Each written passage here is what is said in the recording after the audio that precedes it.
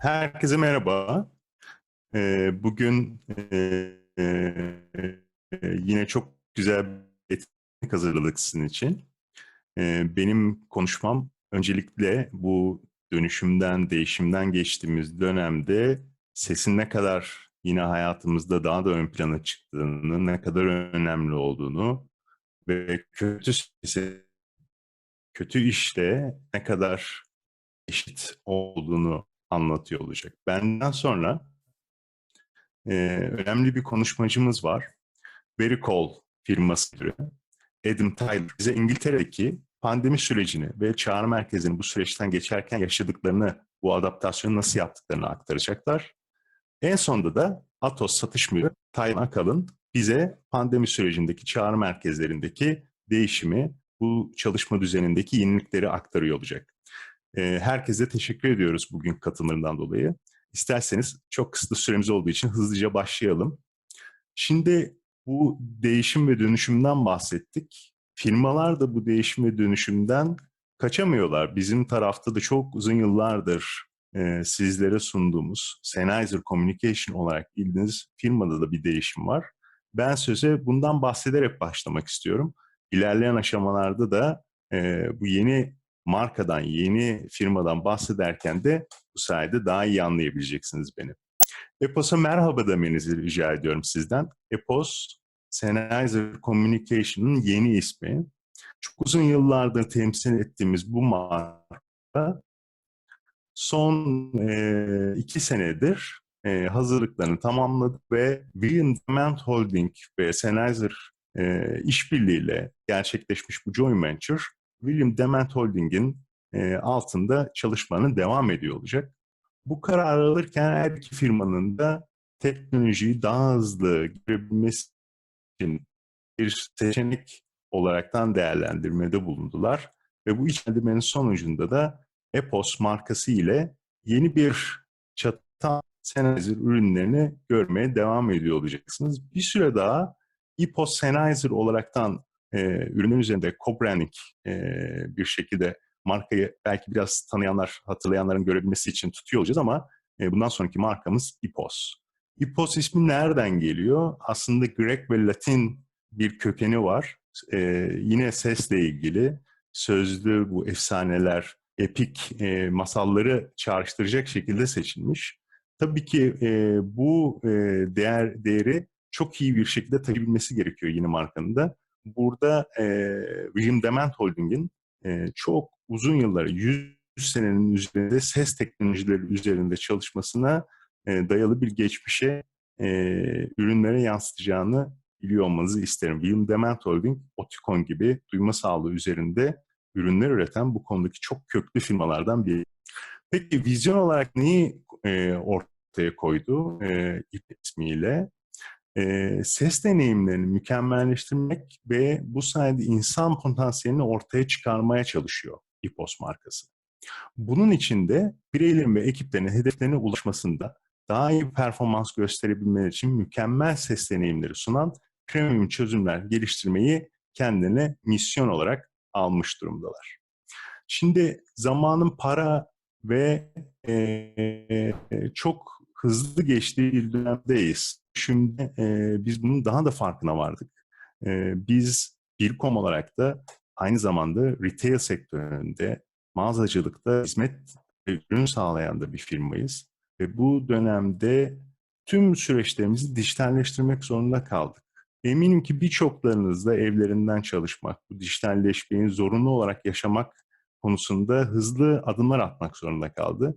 Tabii burada hepimiz için kusursuz, sezgisel iletişim ve zahmetsiz işbirliği daha da önem kazandı. İPOS da işte bu amaçla kötü sesi ortadan kaldırabilmek için dünya çapında işlerin, yani sizlerin paradan ve zamandan tasarruf etmesine yardımcı olacak çözümler üretmeye çalışıyor. Ve bunları mükemmelliğin en üst seviyede ve sizin de performansınızı en üstte ortaya çıkartabilmenizi sağlayacak çözümler olarak tasarlıyor. Tabii bu mükemmelliği biraz daha iyi ifade edebilmek, bu değişimi de bir şekilde size daha iyi ulaştırmak için önemli bir başlık bu sene bizim gündemimizde.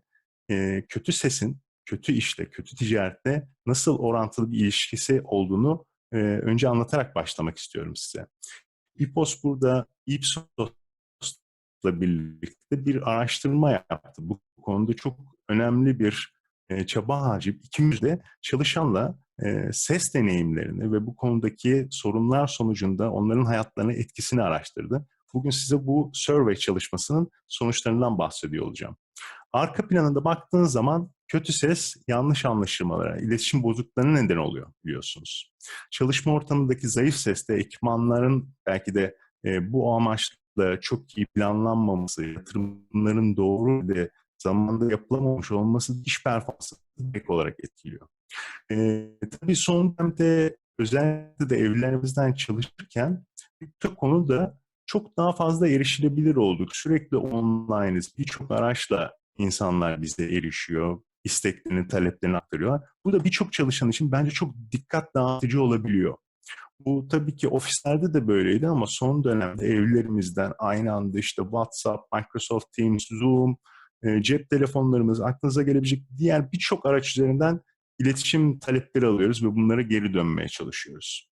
Tabii ki bunlara yönelik de çeşitli araçlar, bu çevik çalışma stiline uyum sağlayabilecek daha esnek ve tüm gün bunları kullanabileceğimiz tool'lara ihtiyaç duyuyoruz. Şimdi bizim bakış açımız da burada sesin net, mutlaka sesin mükemmel bir şekilde sunabilme olması lazım. Evet, video görüşmeler çok yapıyoruz ama inanın ki siz de günlük hayatınızı bir değerlendirin. Sesli görüşmeleriniz her zaman daha fazla. Yani hızlı bir görüşmeye başlatmak için sesli görüşmeleri her zaman tercih ediyoruz. Dolayısıyla da gelişmiş bir ses deneyimi iş gücünüzün verimliliğini de arttırıyor. Ve kötü ses de aynı zamanda maliyetlerimizi artırıyor. Yanlış anlaşılmaları ve yanlış iletişime neden olabiliyor. Bu amaçla da İPOS'un işte bu sene kendine görev edindiği en önemli konulardan biri hayatımızdan what, yani ne sorusunu çıkartabilmek, ne dedin sorusunu çıkartabilmek. Bu amaçla da bu anketin çalışmanın sonuçlarını birlikte değerlendirmemiz bence çok yararlı. Çünkü hepimizin nerelere dikkat etmesi gerektiğini, nerelere fokus olmamız gerektiğini gösteriyor. Çalışanlara sorulan sorular bu telefon ve internet aramalarını yaparken düşük ses kalitesi nedeniyle ne tür sıkıntılar yaşayabildiklerini veya başka ortamda onları rahatsız eden neler olduğu yönündeydi. Birçok acı noktası, yani pain point belirlenmiş bu survey'de. Bunlardan ilki arka plan gürültüsü. Yani kullandığınız ürünler yeterince noise cancellation özelliğine sahip değilse arka plandaki gürültüyü karşı tarafa yansıtabiliyor veya aynı zamanda sizin daha fazla etkilenmenizi ve konsantrasyonunuzun dağılmasına neden olabiliyor. Kendinizi tekrar etmek zorunda kalabiliyorsunuz, karşı tarafı anlayamayabiliyorsunuz, onların tepkisini ediyorsunuz. Dolayısıyla da daha verimsiz, daha fazla zaman harcayarak aynı işi çalışmak zorunda kalıyoruz. Ve çalışanların %87'si, yani %80'inden fazlası bu sıkıntı noktalarında, acı noktalarında en az biriyle karşılaştığını, günlük iletişimde karşılaştığını söylüyor. Ve düşük ses kalitesi nedeniyle de %69'u gibi bir oran işlerin daha uzun sürede gerçekleştirmek zorunda kaldıklarını, birçok şeyi tekrar yapmak zorunda kaldıklarından bahsediyorlar. Bu sürenin de ortalama diye baktığınız zaman haftalık az 29 dakikanız için böyle bir zaman kaybı söz konusu olabiliyor. Tabii bu sadece uzaktan çalıştığımızda değil, ofislerde de yine benzer şekilde doğru iletişim araçları kullanmadığımız zaman birçok çalışan ofislerinde de %95'in üzerinde neredeyse bir oranla ofiste de bu acı noktalarına maruz kaldıklarını, bundan sıkıntı yaşadıklarını söylüyorlar. Tabii video toplantılar arttı. Burada hepimiz toplantı seyahatlerine katılmak yerine artık hem şu andaki endişelerimizden dolayı bunu tercih ediyoruz, hem de her zaman daha önceden de elde ettiğimiz bazı avantajlar, seyahat masraflarının, seyahat sürelerinin her yerden yapabiliyor olmanın yaşamak için bunları tercih ediyoruz. Sonunda size küçük bir soru soruyor olacağım ve bu soruyu doğru bilen ilk iki kişiye 2 tane Unified Communication kulaklığı hediye ediyor olacağız. Bu soruyu cevaplayabilmek için de WhatsApp numaramızı şu anda ekranda görebiliyorsunuz. Bu WhatsApp numarasına doğru cevabı gönderen ilk iki kişi bu kulaklık ödülünü kazanıyor olacak. Benim sunum markasından Adam Taylor ve ondan sonra da biliyorsunuz Taylan Bey bir sunum yapacak. Taylan Bey'in sunumunda da Atos'un da küçük hediyeleri olacak. Dolayısıyla sunumları dinlemenizi rica ediyorum. Sunumları olacağız ve sunumumuzu sonlandıracağız. Peki Epos bu konuda size nasıl yardımcı olabiliyor bu ses çözümleri konusunda? Burada çok temel ürün grubuyla Impact, Adapt ve Expand'de işinizin, çalışma alanınızın ihtiyaçlarına göre size farklı çözümler sunabiliyor. Tabii İPOS bizim bu alanda sunduğumuz tek çözüm değil. Bu alandaki bir başka önemli üreticimiz, çözüm ortağımız da Yealink. Yealink kurumsal alandaki dünyanın en büyük IP telefon üreticilerinden biri ve çok uzun zamandır bu başarıyı devam ettiriyor. 2017 yılından beri SIP telefon konusunda pazar lideri ve çok yakın zamandan beri de VCS konusunda da şu anda çok hatırı sayılır bir pazar payına sahip. Tabii bu stratejik iş ortaklarının belki de getirdiği bir sonuç. Microsoft burada en ön plandaki iş ortaklıklarından biri. Bu sayede sizlere Microsoft Teams platformlarında, Skype for Business platformlarında en iyi sesi sunmaya çalışıyoruz. Hatırlatmak gerekirse ödüllü yarışma için WhatsApp numaramız şu anda ekranda. Doğru yanıtlayan ilk iki kişiye Yealink UH33 UC headset kulaklarından hediye ediyor olacağız. Yealink dediğim gibi sadece artık bir IP telefon üreticisi değil, şu anda bulut tabanlı video konferans çözümlerine alternatif olarak bizim on-site, on-premise çözümler sunabilmemizi de sağlıyor. Bu sayede de artık bazı güvenlik endişelerinden belki de kendimizi kurtarıp kendi yönettiğimiz bir iletişim platformuna sahip olabiliyoruz. Ama benim en son dönemde gördüğüm en çok talepler aslında bu dönüşümle birlikte evlerinizde bu işi gerçekleştirebilmek için daha bireysel kullanımı ön plana çıkartan UVC gibi room kameraları veya personal kameralar ve bunu tamamlayan speakerphone çözümleri. Bunlar aslında bizim bilgisayarımızın üzerindeki mikrofonları, kameraları biraz daha yükseltiyor ve daha güçlü hale getiriyor.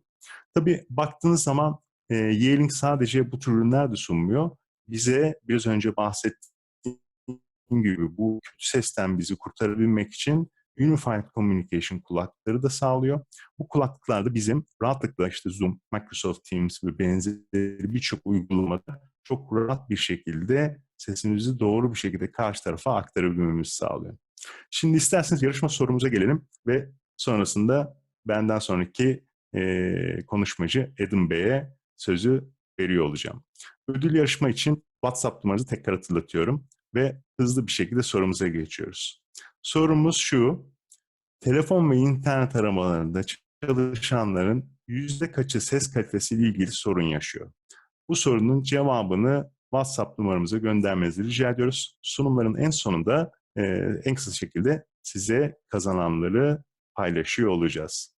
Ben dinlediğiniz için çok teşekkür ederim. Şimdi sözü Adam Bey'e takdim ediyorum. Hi Adam, thanks for waiting me. Now the words on your side. Thank you very much. And a large thank you to IMI and the team for inviting me in to share our experience in the UK market, working through the COVID-19 pandemic, and in particular how important the contact centre industry is and how businesses can thrive through this period. Vericall is a relatively new player in the BPO market in the UK, formed in October 2017.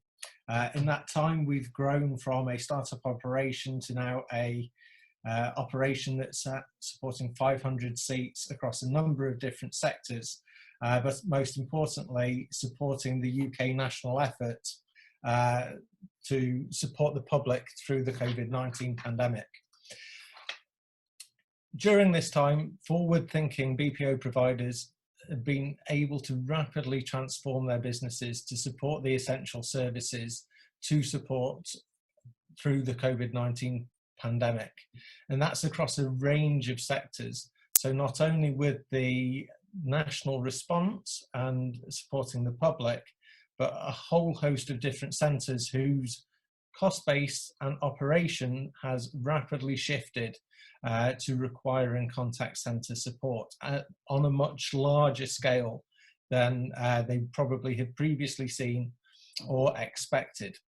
BPOs have been able to support this rapid transition, in particular forward-thinking BPOs who have the flexible technology stacks, the agile methodologies, and those skilled and adaptable employees who are able to rapidly transition and adapt to new working practices which keep services and the public working and informed, and most importantly, keep the economy moving. The BPO industry is one of the main economic drivers at the minute that is able to keep businesses transacting, servicing their customers, and most importantly, for many, many people, the contact center industry is their only contact with other human beings while they're in lockdown.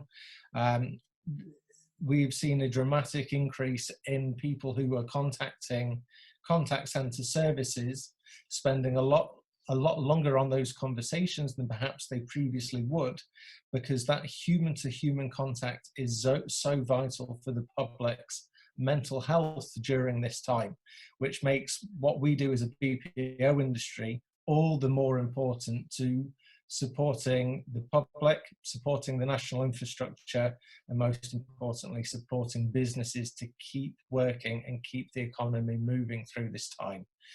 So as part of this presentation, I'd like to discuss with you some of the key requirements for BPOs to be able to keep working through this crisis and support customers and the national effort.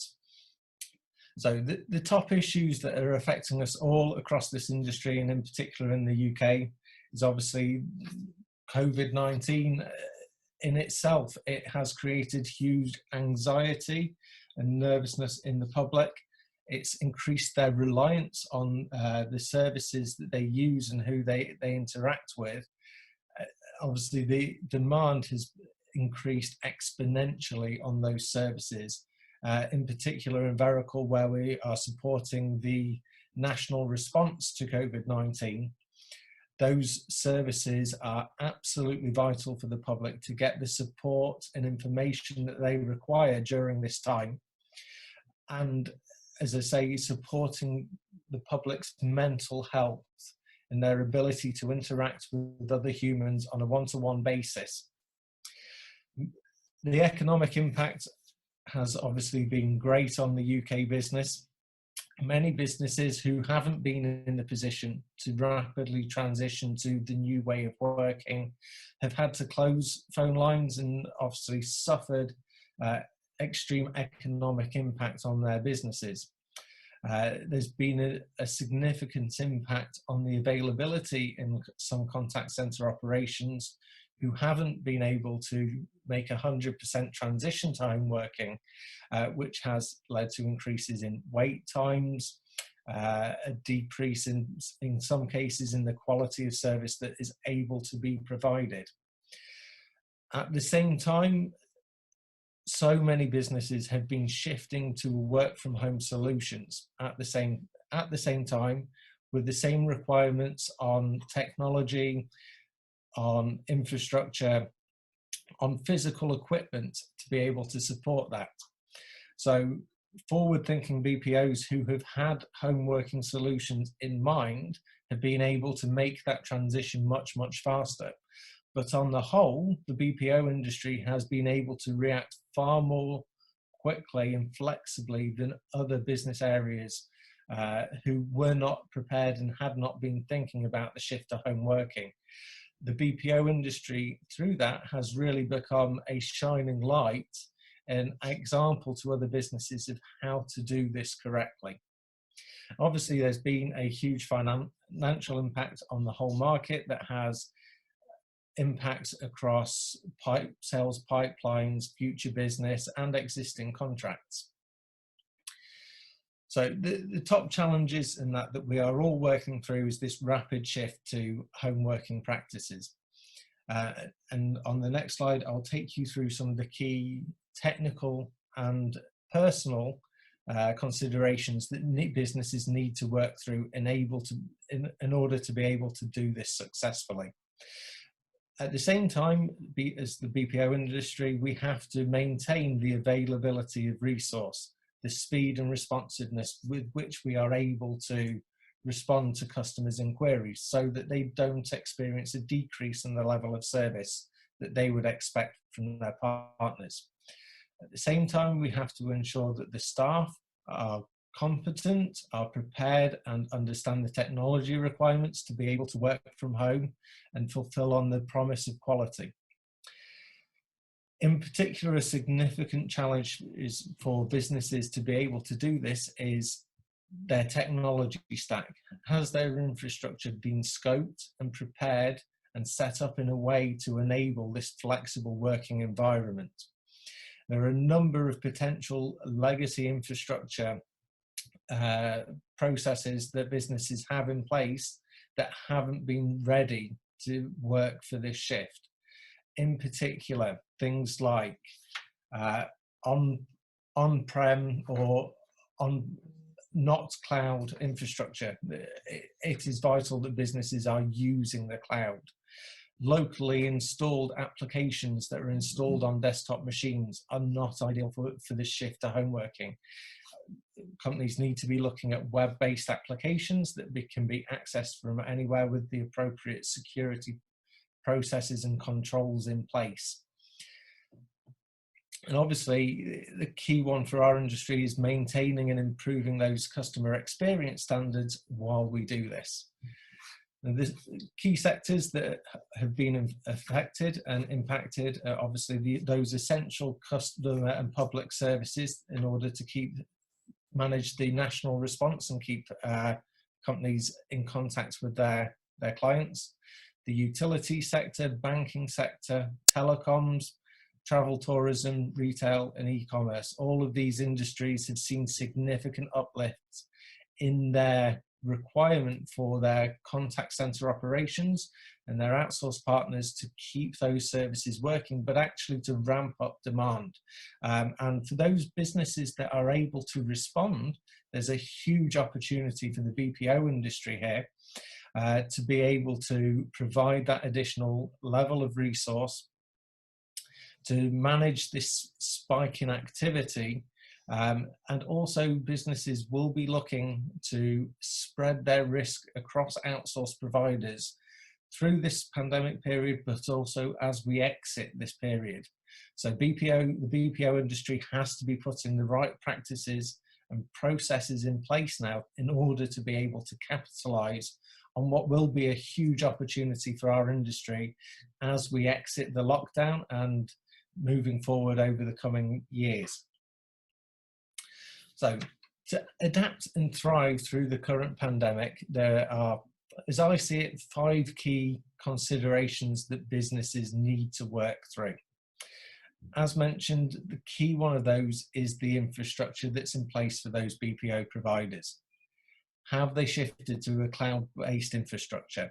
If not, that has to be something that is at the absolute forefront of thinking, and changes need to be being made as we speak. So whether that's providers such as Amazon Web Services, Google, or whether it's private cloud technology, your infrastructure needs to sit in the cloud in order to be accessed from wherever it is needed to support this pandemic. The telephony infrastructure, businesses should be looking at voice over internet protocols, SIP transferring, to ensure that the staff can operate from a home working environment without that requirement or necessity to be using physical infrastructure based in our on-site installs. In terms of the systems that the agents access in order to be able to support services, key is if you have locally installed applications on desktop machines, that will not work in the long term with working from home. Those systems need to be replaced with web-based applications with appropriate security measures to make sure that compliance with GDPR standards, data protection, PCI compliant payments infrastructure is all kept in place.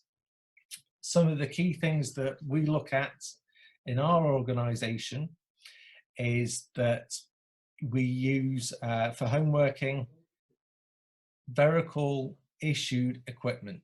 So we are not working on a bring your own device policy. By providing our own equipment to staff, that means that we can lock down the machines so agents can only access those services on those machines that they need to fulfill services. By locking that down through VPN connections, there's IP restrictions and also user credentials to restrict access so it's not available on the public internet, but it's behind appropriate security to ensure that you are still providing the appropriate security to keep your clients' data and information safe. So bring your own device is a really contentious issue for home working. And what are the considerations and how do you make the determination whether bring your own device or employees' own equipment is appropriate for your business? And one of the key considerations comes down to the sensitivity of data that you're working for, and also whether payments are a part of the service that you're providing.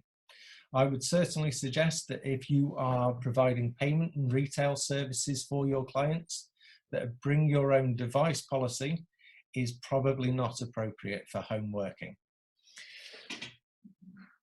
With PCI compliance regulations, that's the payment card industry's data security standards, it's important that the environment is locked down where your agents are working from, even when they're working from home.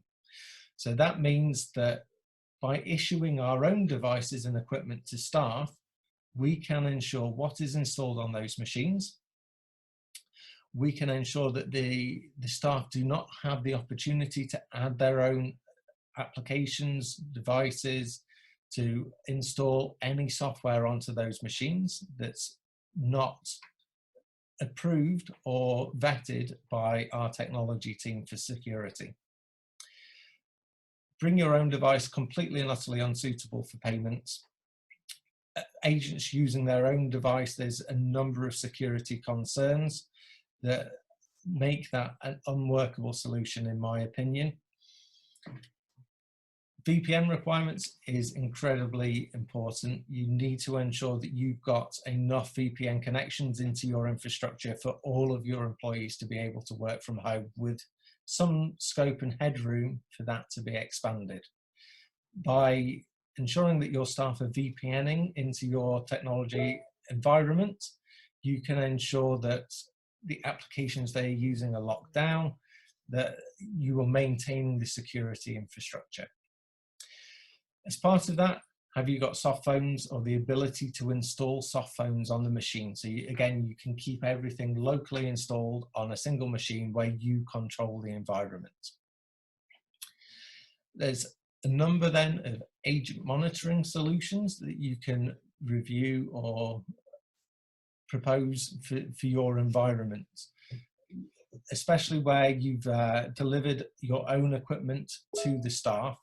You can ensure that you have control over the camera to review their work environment, to see what they're doing, are they using other devices while they're working, etc. And then, of course, are you able to do the remote quality assurance? So has your telephony infrastructure been set up to allow you still to have access to call recordings remotely, to review calls in real time with the live monitoring?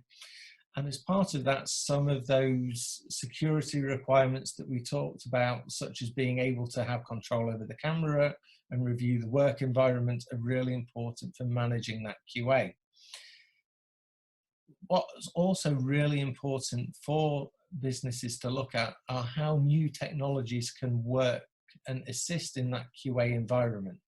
There are a number of businesses that are deploying QA solutions at the minute, really cutting edge and innovative solutions that allow AI and natural language processing to assess those calls in real time against a quality scorecard. That allows you to have 100% monitoring of every call or conversation being handled by your environment. One solution that we have deployed allows us to have 100% call monitoring at all times in real time. We receive information on the topics being discussed, the keywords coming out of those conversations, the progressive sentiment across the call. How does it change from the start of the call to the end of the call? Are we improving that as the call goes on? Is it decreasing? And also it allows us to manage quality assurance by exception. By having 100% of calls scored by an AI algorithm for compliance, it allows us then to see every call that fails against our scoring metric and pick up on every single failed QA call. That allows us to deliver a far greater degree of security and reassurance to our clients that the monitoring processes are in place with remote working to ensure that the standards don't slip and in effect are actually driven up. Moving on then to payment technology, and this is really a hot topic at the minute, and in our business is where we've seen significant growth. One of the key technology developments that we implemented in the last 12 months was a payment technology solution that allows us to handle payments with PCI compliance to ensure that staff do not have access to payment details, but actually allows us to take secure and compliant payments across all channels. So voice, live chat, e-commerce, and most importantly, social media. The solution that we've deployed to do that allows us to insert secure, encrypted, single-use payment URLs into social media one-to-one conversations. So we're talking here things like Facebook Messenger, Twitter direct message, or WhatsApp, one of the key growing contact channels for customers to engage with the brands and services that they need. But businesses in general, and especially in the BPO industry, need to be looking at how do we handle payments in a remote working environment? How do we ensure that staff at home do not have direct access to payment details to eliminate risk? How can we deliver without raising concerns for the end consumer? Link Pay is an exceptional solution for that because it removes payments from the technology infrastructure of the BPO.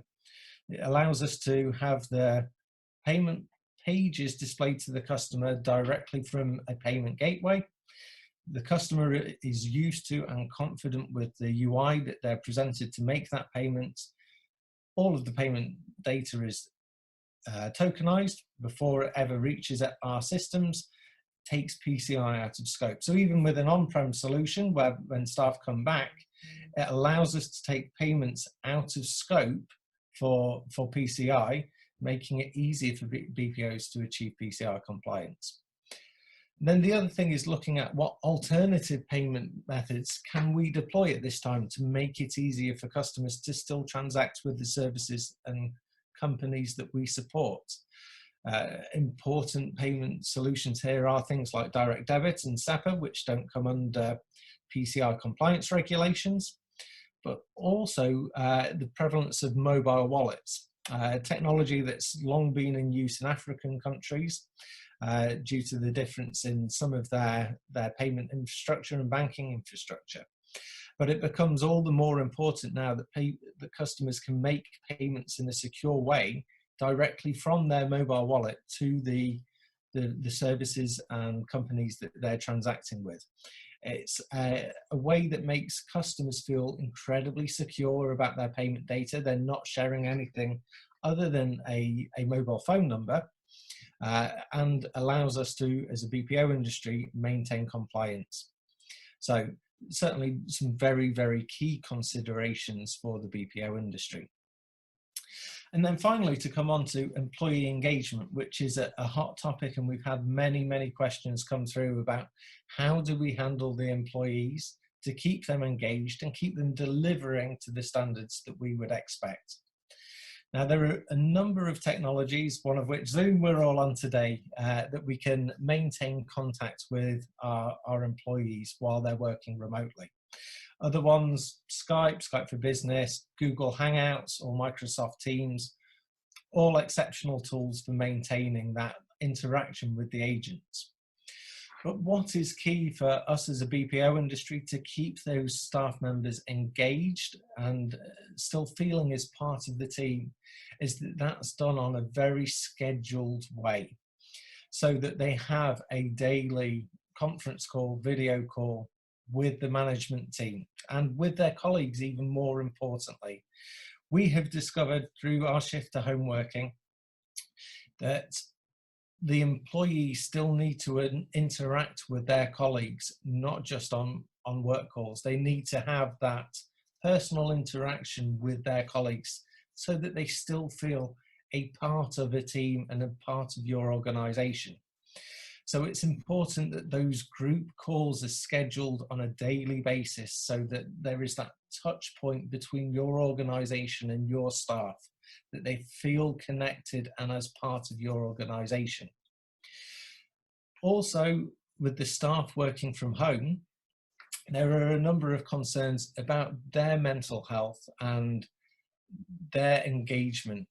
So it's important that there is scheduled one-to-one wellness checks that are carried out with those staff on, I would say, a minimum of a weekly basis, that they have a 10-15 minute period where they have a one-to-one call with their line manager, where their line manager can check in and see, is there any training or support that you need? Is there any support that you need on a personal basis? Are you able to get the food that you require? Do you have any issues with your utility bills, for example, so that they feel trusted and supported working from home? And those things drive up their investment on delivering for your organization. And then, of course, online training. It's very, very easy to arrange something like this, a Zoom meeting to go through training with your staff in a classroom environment. You're able still to use technologies to allow them to do their evaluations on training, and that remotely by filling in forms or a web page to ensure their compliance and their learning has still gone on during this period. So it's important that we plan and schedule in time to work through those training requirements so that staff still feel supported. They don't feel that they've just been left at home to carry on without that support from your organization. Now, in Vericall, we've been very, very fortunate because we, from the launch of our business, have been thinking about home working. All BPOs should be aware that home working is something that will be a huge part of our industry, and we were thinking that this would be in the next 5 to 10 years. But what we will see coming out of this pandemic is that is accelerated. We were very fortunate in Vericall that because we built our platform from the start in 2017 to enable home working with a view that this was coming in short order, that we were able to switch to home working very, very rapidly. We were able to switch to home working within 24 hours without a single customer contact being lost and without any drop in service. And that is all about forward planning. Have you thought about these elements? Have you put appropriate controls and measures in place to ensure that staff are trained and prepared for this shift to home working? Because what we all need to think about now is, what will the future hold? What will we see as we come out of the lockdown periods across Europe, and how will we return to normal in the future?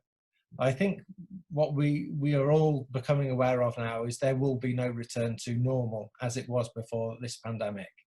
To coin a phrase that's been regularly discussed is there will be a new normal. There will be a different way of working in the future.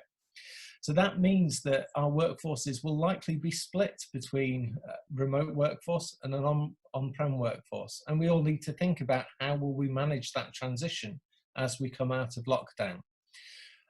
Personally, I believe that we will move as Vericall to a 50-50 split between on-prem working and remote working.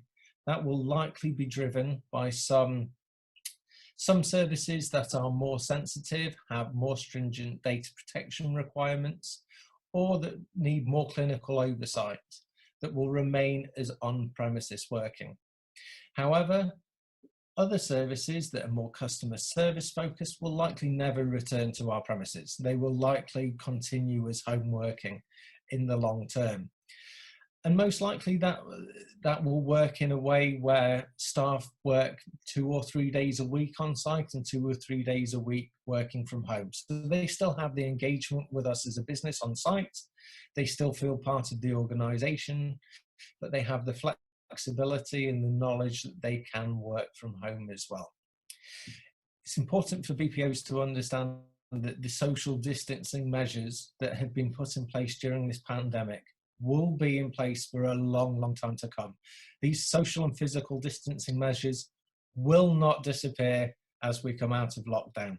And businesses should be expecting that these social and physical distancing measures in their premises will be in place for 12 to 18 months as a minimum. So that means as organizations, we need to think about the risk assessments on site. What are we doing about personal protective equipment for our employees? How are we going to utilize our space? In the UK, we have been issued guidance from government that we need to work to a 1 desk on, 1 desk off to maintain physical distancing in between staff. As we come out of this lockdown period, staff will need to wear face masks when they're on site. They will need to wear gloves and other protective equipment that can be disposable and can be replaced as and when required throughout the day. And those things will increase some cost bases for on-premises working, which is all the more important that we consider how we can utilize our staff more in home working to maintain that those costs are something that our businesses can bear. We will have to have hand sanitizing, alcohol-based hand sanitizing stations for the long term. That will never go. That personal protective equipment will last for a long, long time. Having physical screens in between desks, the cough guard type screens, will be a requirement for people to come back into your premises, not only to prevent the spread of infection, but so that your staff feel safe and comfortable to come back to your premises. However, there are also huge opportunities for our organizations. We see from remote working that there's on average a 20 to 25 increase in productivity. Those employees who've been able to shift to home working feel supported by us as an organization and have become more engaged with our organization and more invested on delivering for us. And that in turn will potentially reduce our cost base moving forward, as less of a footprint is required on site, means that we can reduce the physical footprint that is required for our business to operate at the volumes that we're currently operating on. But more importantly, we also need to look at new employee profiles for recruiting. We need to look at recruiting people in a slightly different way to ensure that they have the skill set to be able to work remotely and maintain quality standards, so that they have the drive and the ability to work on their own more, to be self-motivated, to request help when they need it. And that will be really important for us as an industry to look at moving forward. How do we look at our staff and how do we assess them to ensure that they're the right fit to come into our organisations and deliver the standards that we need moving forward to deliver the level of service that we always had and improve that service moving forward. So finally, to conclude, I think this quote really says it all, that there are two elements that are required to make this work: the technology and the people. And the technology only works when we have the right people to bring it together and deliver on what we're doing. So I'd like to say thank you very much for the opportunity to share this with you. If there's any further questions that come in, I'd be delighted to answer any further questions that can be passed through IMI, and I'd be delighted to share. Thank you very much, and I pass back to everyone else. Herkese merhaba tekrardan. Ben Taylan Akalın. Atos Müşteri Hizmetleri'nin satış yöneticisiyim. Bildiğiniz üzere bu toplantının amacı aslında biraz daha bu Covid üzerinden gitmekti ama öncesinde de hani Adam'dan ve Can Bey'den de aldığımız bilgiler neticesinde şunu bir görmek lazım ki bizim şu anki yeni çalışma metodumuz aslında şu anda size de seslenmiş olduğumuz alanda bu uzaktan, yani evden çalışma, uzaktan insanlarla konuşmaya çalışma kısmı bizim tüm iş planlarımızı ve aslında belki de geleceğimizi etkilemeye başlamış durumda. Öncelikle ben İMİ'ye çok teşekkür ederim. Bu yeni teknolojiye ve bu değişime hızlı adapte olup bizi böyle bir platformda bir araya getirdikleri için. Çünkü bu aslında bizim ne kadar hızlı bir şekilde adapte olup ne kadar hızlı bir şekilde bu tip bilgi paylaşımlarını doğru kanallardan yapabiliyor olduğumuzu gösteriyor. Çünkü hani şunu bir düşünmemiz lazım ki bizim böyle bir bilgi paylaşımını normal, yani normal dediğim işte birkaç ay öncesi kadar zamana geri döndüğümüzde şunu görmüş oluyoruz ki hani böyle 1 saatlik bir bilgi paylaşımı yapabilmemiz için bizim bir odada toplanıyor olmamız gerekiyordu. Bunun için herkesin belki iş yerlerinden çıkıp arabaya binip, özellikle İstanbul'daysanız İstanbul trafiğinde gelip ve buradan da arka planda ciddi bir zaman harcayıp buluşup ve daha sonra dinleyip geri döndüğünüzü düşündüğünüzde aslında bu 1 saatlik paylaşım bize zaman masrafı olarak birkaç saat olarak geri dönüyordu. Böyle yeni iş yapış şekillerimizin aslında avantajları da var. Fakat tabii dezavantajları da var. Özellikle bizim gibi Türkiye'deki kendimizi çok sıcakkanlı olarak bahsettiğimiz ve sürekli olarak bir araya gelip ve sosyalleşmeyi çok sevdiğimiz bir ülke olarak bizim bu tip uzakta kalmamız, birbirimize dokunamamamız, yüz yüze iletişim kuramamız da tabii ciddi anlamda zorluklar çıkartıyor. Biliyorum ki hepiniz de benim gibi evlerdesiniz ve evde olmaktan artık veya tanıdıklarınızla, iş arkadaşlarınızla, yakınlarınızla yüz yüze görüşememekten sıkıldınız. Tabii dediğimiz gibi aslında bir şekilde iletişim oluyor, bir şekilde paylaşım oluyor ama tabii bu ne kadar iyi oluyor, ne kadar verimli oluyor, buralar hep tartışılacak konular ve şu anda tartışılan konular. Ben bugün kısaca sizden bizim Atos'un aslında bu COVID-19 tarafında nasıl bir eylem planı hazırladığımızı, bu planı nasıl hayata geçirdiğimizi ve daha sonra da aslında bizi gelecekte biraz neler bekliyor, biraz o konularda bilgi paylaşımı yapmak istemiştim. Şöyle ki, biz bu pandemi ilk çıktığı zamanlarda daha Türkiye'de henüz bir vaka ortaya çıkmadan önce bazı hazırlıklara tabii başladık. Çünkü arka tarafta oluşan, özellikle Çin tarafında gelişmeleri yakından takip ettiğimizde özellikle daha sonra Avrupa'ya sıçrayan bu virüsün bize nelere getirebileceğini, bizde neler yaşatabileceğini önceden öngörmek çok önemliydi. O yüzden biz bir plan hazırladık ve bu planın ismini de SEOS planı adı verdik. Bu SEOS planının aslında 4 aşaması vardı. Onlar da şunlar. İlk başta sağlık. Tabii en önemli şey aslında sağlıktı ve biz Atos olarak her şeyi ön plana sağlığa koyduk. Daha sonra iletişim, operasyon ve bunların hepsinin bir araya geldiği sürdürülebilirlik bizim için en önemli şeydi.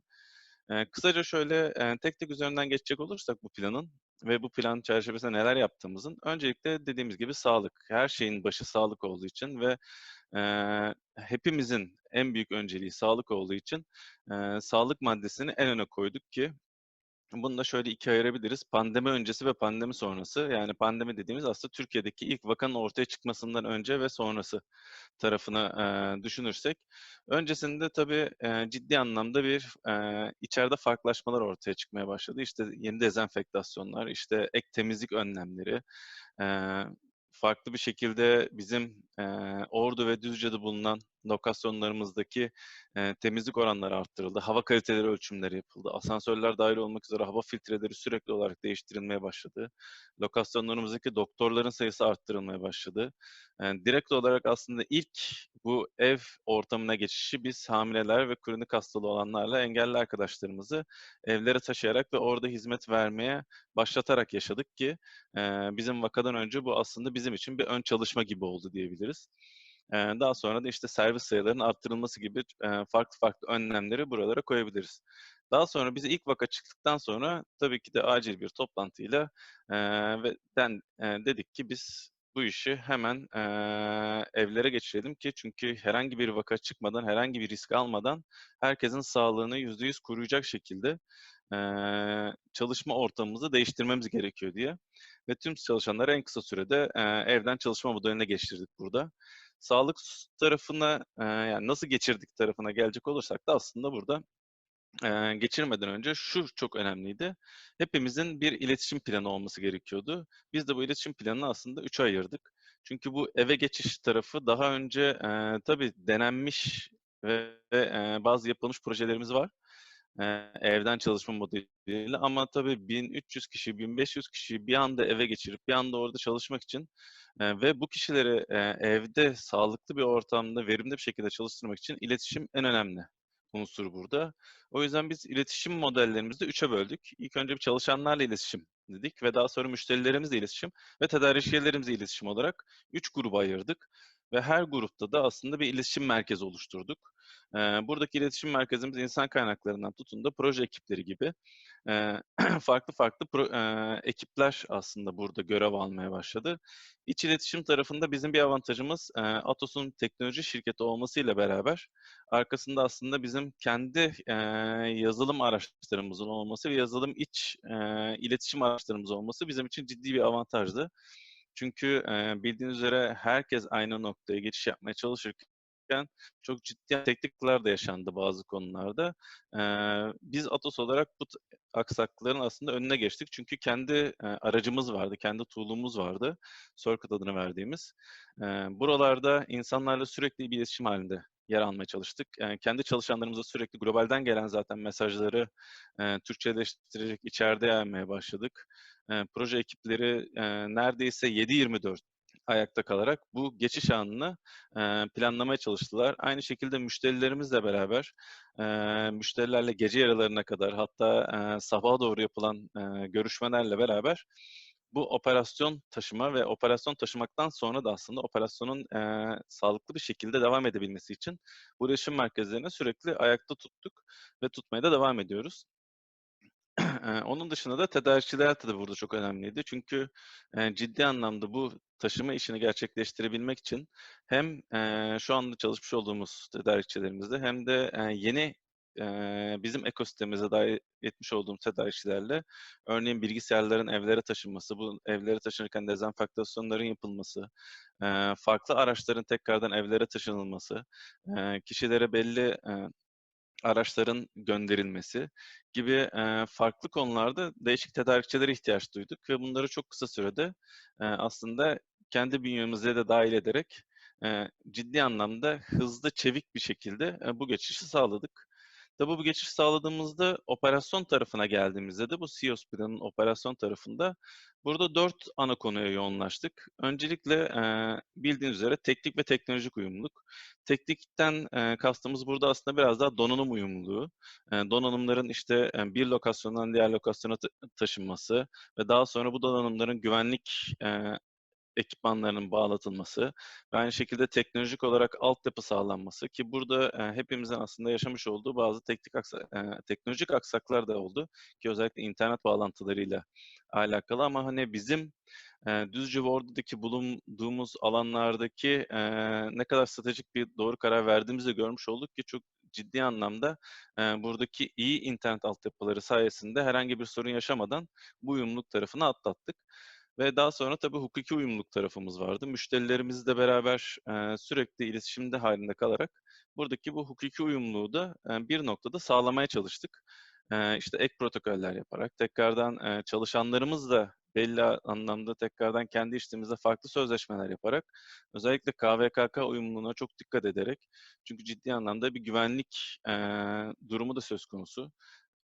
Adam'ın da dediği gibi daha önce de farklı ülkelerde de aynı sorunlar var ve bu sorunları nasıl çözeceğimizle ilgili bölümümüzde çok ciddi uzun mesailer harcanarak yapılan çalışmalarla beraber bu uyumluluğu da sağlamış durduk. Ve daha sonra sizin de bu sunumdan önce göndermiş olduğunuz verimlilik kısmı var. Verimlilik kısmını nasıl sağlayacağımızdı. Tabii bu kadar çok kişiyi aynı anda evlerden yönetip kendi çağrılarını alıp devam ettirmek hem teknolojik tarafında hem hukuki uyumluluğu sağladıktan sonra nasıl olacak kısmıyla da ilgili bir arka tarafta bir ekip kuruldu. Verimlilikle alakalı ve kaliteyle alakalı iki tarafla da alakalı farklı ekipler kuruldu. Ve verimlilikte aslında şunu gördük ki bizim şu anda evden çalışma modelimizdeki verimlilik bir önceki yani yaklaşık 2 ay, 3 ay önceki durumumuza karşılaştırdığımızda neredeyse %100'lere yakın bir verimlilik sağladığımızı görmüş olduk. Burada tabii müşteri temsilcilerinin kendine bir şekilde bu konumda işlerine adamış olması çok önemli faktördü ve bu adamayı sağlayacak da aslında bir şekilde şirketin almış olduğu hızlı kararlarla sağlığı ön plana tutarak, yani kişinin kendisini korumaya yönelik ve kendisini önemli hissetmesine yönelik yaptığı adımlarda bu görevi kendilerine içselleştirilerek iyi bir performans sergilemelerinde olumlu oldu aslında arka tarafta. Tabii verimlilik anlamına geldiğimizde burada dediğim gibi ciddi anlamda verimlilik söz konusu şu anda. Yüksek bir verimlilik var. Hatta arka tarafa baktığımızda bazı satış kanallarında özellikle dış aramalara yaptığımız satış kanallarında %100'ün üzerinde gerçekleşen, hatta bazı noktalarda %150'ye çıkan performans hedef gerçekleştirmeleri var ki bu bizi şu anda çok mutlu ediyor. Tabii buradaki ana soru, birazdan da üzerine değineceğimiz, bu ne kadar sürdürülebilir? Gelecekte ne kadar bu verimliliği yukarıda tutabiliriz? Bu başka bir soru. Şu andaki operasyona baktığımızda ise şu anda herhangi bir sorun olmadan, hatta bazı arkadaşlarımızın performansının daha da yükselerek devam ettiğini evlerde çalışma ile ilgili görüyoruz. Tabii evlerde çalışmanın farklı bize zorlukları da var. Özellikle evde çocuklu olanların, ki çocuklu olanlar şu anda biliyorlardır. Çocuklarla beraber evde çalışmanın nasıl sağlanacağı ve hani nasıl bir geri bildirim olacağı ile ilgiliydi.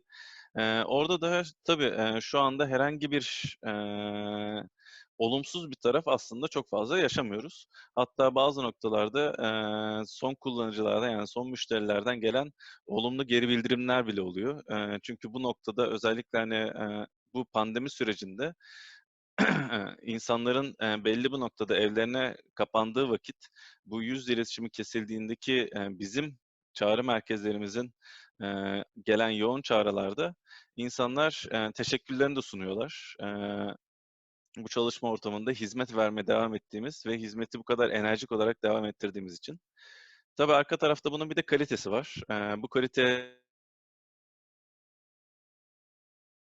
da kalitede de aslında bir noktada farklı kalite ekipleri oluşturduk. Zaten var olan kalite ekibini arttırdık. Takım liderleri, süpervizörler, bunlara da ek kalite görevleri ekledik ki dinlediğimiz çağrı sayısı 2 katına, 2,5 katına, bazı projelerde daha da yükseğe çıktı aslında. Ve hani bu dinlemelerle beraber aslında ilk başta olan, yani bu ilk eve geçmenin yaşanmış olduğu belli noktaları bertaraf ederek, belli zorlukları bertaraf ederek kalite tarafında da yüksek performansımızı tutturmuş olduk. Bunu da müşterilerimizden gelen hem yazılı hem de sözlü teşekkür mailleri ve teşekkürlerle de görmüş oluyoruz. Tabii bunun arkasında yatan bir başka noktada, hatta belki de en önemli nokta, motivasyon tarafı. Burada hani sizlerden de gelmiş olan sorularda da şunu görüyoruz ki motivasyonu nasıl sağlıyorsunuz? Nasıl bir motive ekibiniz, motiveleri üst noktada tutuyorsunuz? Size şöyle bir örnek gösterebilirim. Aslında bunlar bizim şu anda evde çalışan agentlarımızın kendileri yapmış oldukları birçok videonun bazı noktaları. Tabii bu videoyu burada göstermek için şu anda vaktimiz yok çünkü birçok video var aslında. Hep beraber şarkı söyledikleri videolar, hep beraber evlerde farklı koreografileri sergiledikleri videolar veya işte aileleriyle beraber çektikleri videolar, çalışırken çocukların ailelerini nasıl motive ettiğine dair videolar gibi kendi içerimizde bu videoları çekiyoruz, kendi içimizde paylaşıyoruz. Onun dışında tabii town hall meeting dediğimiz yani hepimizin bir arada bulunduğu bir toplantı organizasyonlarımız var. Ve bu toplantı organizasyonunda aslında daha önceden bu kadar kişinin bir arada olmadığı toplantılar yapmaya başladık. Bu toplantılarda da herkes ciddi anlamda öngörülerini veya kendi yaşanmış deneyimlerini paylaşmaya başlıyor. Ve bu deneyimlerle aslında birbirimizi bir noktada eğitmeye de başlıyoruz. Çünkü ciddi anlamda hani 300 kişinin, 500 kişinin, 1000 kişinin katılmış olduğu toplantılarda sıra sıra herkes söz alarak kendi yaşadığı deneyimi anlatıyor. Ve bu deneyimler neticesinde aslında biz sürekli bir öğrenen organizasyon haline gelmeye başlıyoruz. Zaten bizim halihazırda olan bir Motivatos ekibimiz vardı. Bu Motivatos ekibi bu pandemi zamanında biraz daha gelişerek, daha çok oyunlaştırmaya aslında biraz daha önem vererek bu süreci biraz daha oyun haline çevirmeye çalışıyoruz. Biraz daha içeride bulunmaktan zevk almaya çalışıyoruz. Bu durumu kendi bir şekilde mutlu olma haline getirmeye uğraşıyoruz arka tarafta. Tabii bu motivasyon etkinlikleri de aynı şekilde kaliteyi hem de verimliliği çok olumlu anlamda etkiliyorlar. Tabii bu noktaya bakacak olursak burada yani bu planın aslında son noktası sürdürülebilirlik tarafı. Çünkü bildiğiniz üzere yaklaşık 1,5 ayı hatta 2 ayı devirmiş durumdayız bu COVID'in Türkiye'ye olan etkisiyle. Ve şu anda hükümetin de yani devlet tarafının da vermiş olduğu guideline'larla beraber biz birazdan normalleşme sürecine başlıyor gibi duruyoruz ama tabii bu normalleşme süreci ne kadar sürecek? Daha önce aslında biraz önce Adam'ın dediği gibi yani yeni normale mi geçiş yapıyoruz? Eski normale ne zaman dönebiliriz? Kaç ay sürecek? Belki bir yıl sürecek. Açıkçası bu tam öngörülebilir bir tarih değil. Öngörülebilir nokta değil. Hayatımızın birçok yönünde çok değişiklik yaşayacağımız çok bariz ve açık bir şekilde duruyor. Özellikle sosyal mesafe korumalarında nelerle karşılaşacağız? Nasıl dışarı çıkacağız? Dışarı çıktığımızda ve hani örneğin bir alışverişe gittiğimizde hangi davranış kalıplarını sergileyeceğiz? Gibi çok farklı sorular var. Aslında bu sürdürülebilirlik kısmı bizim Çağrı Merkezi için de bu soruların cevapları böyle çok net bir şekilde var mı? Açıkçası yok. Ama hani şunu biliyoruz ki biz bu plan çerçevesinde ele aldığımız iletişim en önemli unsur. Çünkü arka tarafta sürekli iletişim halinde kalmamız gerekiyor ki zaten yapmış olduğumuz işin temeli iletişim. Aynı şekilde operasyonun sürekliliği, operasyonun verimliliği, operasyonun kalitesi ve bu operasyonu gerçekleştiren tüm çalışanların motivasyonunun en üst noktada tutulması bizim için şu anda en önemli faktörler. Tabii bunların önemli faktörlerin ana merkezinde de tabii sağlık var. Herkesin sağlıklı bir şekilde ele alması gerekiyor. Sağlıklı bir şekilde çalışması gerekiyor. Ve sağlık dediğimiz sadece aslında fiziksel olarak sağlık değil, mental sağlık da burada çok önemli. Sizden gelen sorularda açıkçası hani ileride bu evden çalışma, çünkü görüyoruz ki şu an için verimli. Fakat bu evden çalışma gelecekte daha yaygın olacak mı? Gelecekte aslında herkes evlerden mi çalışacak gibi sorular da var. Bunu şu anda cevap vermek çok zor ama şunu söyleyebiliriz ki bu 2 aylık süreçte evlere ve evlerde çalışmayı aslında biz isteyerek gerçekleştirmedik. Buna mecbur kaldık ve bu şekilde bu mecburiyetten ve aslında kendi içimizde belli sınırlar koyarak bunu gerçekleştiriyoruz şu anda. Evet, verimli mi? Verimli. Fakat bunun uzun vadede yani bunu bir normale döndürdüğümüzde yani evde normal olarak çalışmayı düşündüğümüzde bunu 6 aylık sürelerde, bir sürelerde veya normal sizin çalışmanızın ev ortamında olduğunu düşündüğünüzde özellikle bu telefon çağrıları ve müşteri temsilcilerin motivasyonlarını yukarıda tutabilmek veya onların sosyalleşmesini sağlamak ne kadar sürdürülebilir olur? Bunlar soru işareti açıkçası. Eee Ya hepimiz için aslında aynı şey geçerli. Çünkü hepimiz bir şekilde şu anda bunun belli bir noktada biteceğini düşünerek bu şekilde yaşıyoruz ve bu şekilde kendimizi adapte ediyoruz. Fakat bunun süreklilik haline geldiğinde bunun mental olarak geri yansımaları tam olarak neler olacak? Bu kadar uzun süre aslında online çalışmayı ne kadar sürdürülebilir bir şekilde göreceğiz. Bunları şu anda net olarak bilemiyoruz. Bu birazcık da tabii görülecek. Biz Atos olarak aslında bunları biraz da test aşamalarında ve burada öğrendiklerimizi ileriye nasıl uygulayabiliriz kısmında ciddi şu anda çalışma grupları oluşturdu ve bununla ilgili hem bizim lokalde hem globalde ciddi çalışmalar sürüyor. Tabii arka tarafta bu yüz yüze kanalların tamamıyla kapanmasıyla beraber çağrı merkezlerine olan artış, dijital kanallara olan artış da aslında geleceği ne kadar etkileyeceğini biraz da gösteriyor bize. Çünkü bu geçişi benim belki daha önce konuşmalarımda dinleme şansınız olmuştur. İnsanların ciddi anlamda bir hani EQ dediğimiz duygusal zekada iletişim kurmaları, insanla birebir iletişim kurmaları ciddi önemli. Bunun da bu önemi burada ortaya çıkmış oluyor. O yönden çağrı merkezlerinin geleceği anlamında aslında bu yaşadığımız süreç çağrı merkezlerinin ne kadar önemli olduğunu ve ne kadar iletişim kurma noktasında ne kadar kritik bir nokta olduğunu bir kez daha gözler önüne serdi. Aynı şekilde tabii gelecek tarafında dijital kanallarla beraber gelişen işte chatbot olsun veya farklı robotik faaliyetler olsun, bunların da bizim geleceğimizi ne kadar etkileyebileceğini de aslında bir anda bir geleceğe sıçrama yaşadık gibi düşünebiliriz. Ve son olarak da aslında burada son tüketicinin de yani bizim kanalımızı kullanan, dijital kanalları kullanan son tüketicinin de bir anda bu dijital kanallara hızlı bir şekilde geçiş yapması ve o tarafa doğru alışması da bizim gelecekteki iş yapış modellerimizde ne gibi değişiklikler yaratacağını ve özellikle dediğim gibi çağrı merkezi tarafında bu çağrı merkezinin ne kadar önemli bir rol olacağını bize aslında gösterir durumda. Şu andan itibaren hani sizlere 3 ay sonra böyle olacak, 6 ay sonra böyle olacak demek çok doğru değil. Biz Atos olarak bu yaşadığımız geçişi yaklaşık biraz önce anlattığım bu planı toplam yaklaşık 8 gün içerisinde devreye aldık ve 8 gün içerisinde 1500'e yakın çalışanı evlerde %100 çalışır hale getirebildik.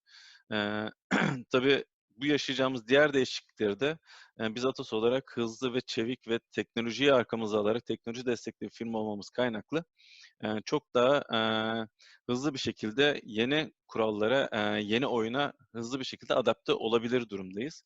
Eee, fakat bu oyunun kurallarını nasıl belirleyeceğiz? İşte burada zaten bir tarafta devlet kurumları, bir tarafta insanların davranış kalıpları ve bir tarafta bu pandeminin ne kadar devam edeceği, bu virüsün ne kadar daha bizimle beraber yaşayacağı ve buna ne kadar daha alışacağımız burada aslında önemli belirleyici faktörler olacak. Eee, benim de bu arada tabii başta söylemeyi unutmuş olduğum şu vardı ki bu sunumun sonunda da yani birazdan size soracağım bir soru var ve sorunun sonunda da size küçük bir hediyemiz de olacak. İsterseniz şimdi sunumla alakalı bu soruya da bir geçiş yapalım. Sorumuz şu: aşağıdakilerden hangisi Atos Müşteri Hizmetleri'nin pandemi sürecinde uygulamaya aldığı CEOS planının operasyonun ayağındaki maddelerden biri değildir? Teknolojik uyumluluk, verimlilik, kalite ve komşularımızla iletişim. Bu soruya en hızlı kişi taşınabilir şarj cihazının sahibi olacak. Şu anda herkes evlerde tabii şu anda taşınabilir şarj cihazının belki çok büyük bir önemi olmasa da aslında evden çıkmaya başladığımızda biliyorsunuz ki çantaların vazgeçilmezidir bu taşınabilir şarj cihazlarımız. Buradaki WhatsApp numarasına en hızlı cevabı gönderen ilk iki kişi bizden böyle küçük bir hediye de almış olacak. Hepinize dinlediğiniz için çok teşekkür ederim. Meltem Hanımlara da, İMİ'ye de buradan tekrardan teşekkürlerimi sunuyorum. Böyle bir ortamda bize bu şekilde bir interaktif kanal açarak aslında deneyimlerimizi paylaşma fırsatı verdikleri için. Teşekkürler Taylan. Ben de tüm katılımcılara, tüm konuşmacılara tekrar teşekkür ederek sözü almak istiyorum. Ben Komel'den Özgür Vehaplar. Biz de bu organizasyonda iletişim ve teknoloji tarafında çözüm üretmeye çalıştık. size çok kısaca Komel'den birkaç cümleyle bahsetmek istiyorum. Ardından da günün en keyifli işi bana kaldı. Hediyeleri dağıtacağım, kazananları söyleyeceğim. Komel olarak biz aslında faaliyetlerimizi 2 ana başlıkta toplayabiliriz. Bunlardan bir tanesi networking, bilgi güvenliği ve iş sürekliliğine yönelik çözümler. Bir diğeri de kurumsal uygulamalar, yazılım geliştirme olarak tanımlamak mümkün.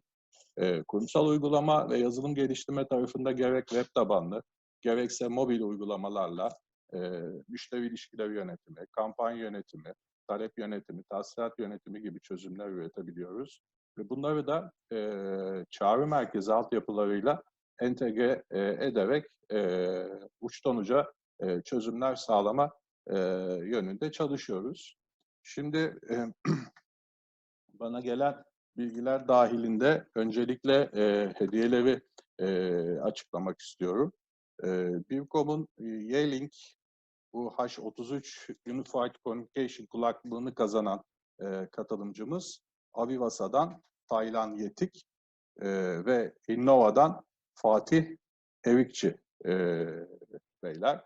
Öncelikle hayırlı olsun, güle güle kullanın.